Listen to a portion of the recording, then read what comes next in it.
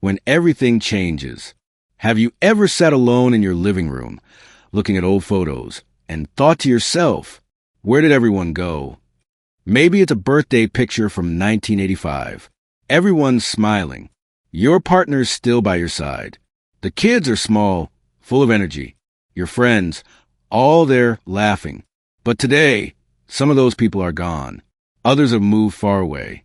And the laughter has quieted. After 70, time takes on a different flavor. It becomes more sacred, more delicate. But at the same time, the world around us seems to change faster than ever. Technology races ahead. Family grows busy. Traditions fade. And sometimes you look up and hardly recognize the world you once felt rooted in. It's not a sudden shift, but it's deeply felt. And somewhere in those silent moments, a quiet question rises. How do I stay emotionally strong when everything and everyone around me keeps changing? Today, I want to walk with you, gently, tenderly, through 6 quiet truths. Truths that can help you find your footing again, to feel grounded, even when everything around you feels different, because you're not alone. Not now, not ever. Number 1, accept what you can't control. Letting go doesn't mean giving up. It means choosing peace. We spend so much energy trying to fix things that are out of our hands. Why a friend stopped calling, why our children seem so distant, why people change. But there's deep wisdom in surrender, not the kind that makes you weaker, but the kind that frees you. Tom, 81, from Yorkshire, told me a story over tea. His wife, Jean, passed 3 winters ago. For the first year, he kept everything exactly the same. Her slippers by the bed, her favorite book on the nightstand, even her toothbrush. He said, I was trying to keep her here, but in doing that, I kept myself stuck.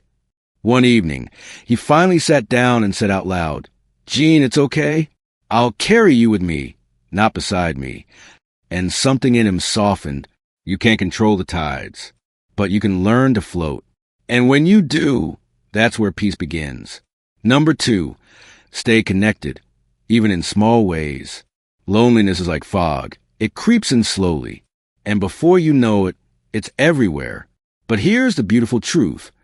Connection doesn't require a crowd. It can live in the smallest things. A smile at the grocery store. A short phone call. A kind note tucked in someone's mailbox. Nancy, 76, from Oregon, felt the fog after her husband passed. Mondays, especially, were the worst. The house felt too quiet. The days felt too long. One morning, she noticed a group of seniors walking in the park. She watched them for 3 weeks, never spoke. Then, on week 4, she put on her sneakers and joined. Now, she never misses a Monday. She told me, I don't always talk much, but just being with them, it reminds me I'm still here, still part of something. Even the smallest thread can tie us back to life. Don't underestimate the power of small gestures. Number 3, create daily rituals that ground you. When everything feels unfamiliar, routines become your home. They don't have to be grand. In fact, the quieter, the better. A morning cup of tea, reading your Bible, feeding the birds. These little acts are more than habits. They're sacred markers in your day. A reminder, you are still here. You still matter. Roger, 79, shared something touching. Every morning, he makes the same breakfast he and his late wife once shared. Scrambled eggs, toast, and 2 mugs of coffee. He only drinks one, but he pours both. I know she's gone, he said, but I still greet her in the morning. It's not about holding on to the past. It's about honoring the rhythm of love and life. Rituals whisper to your spirit. There's still meaning here.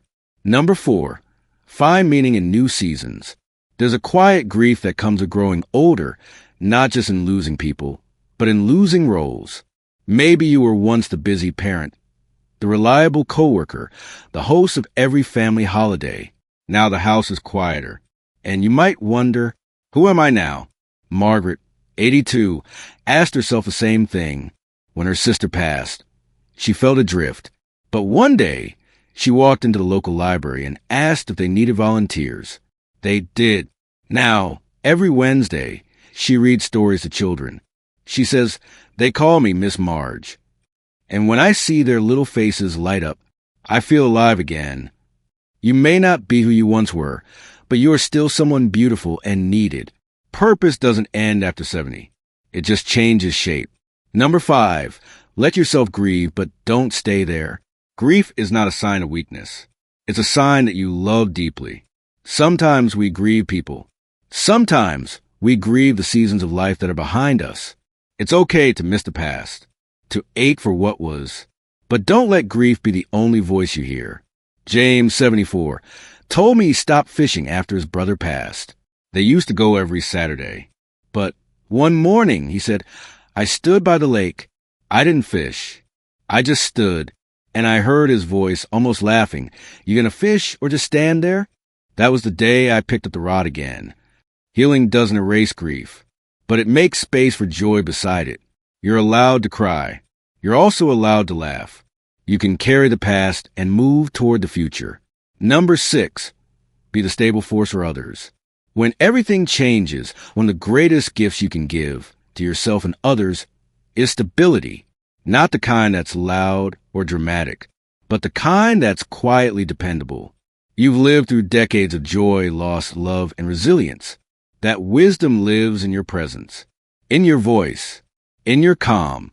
Lillian, 85, said it beautifully. My family changes all the time. Marriages, moves, new babies.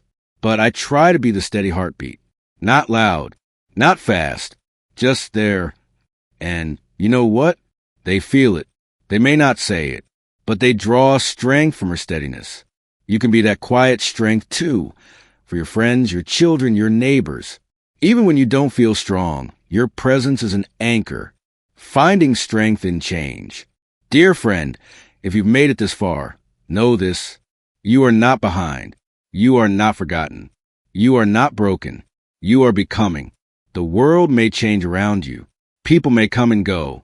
But deep inside you, there is something that remains. Kindness, wisdom, memory, love.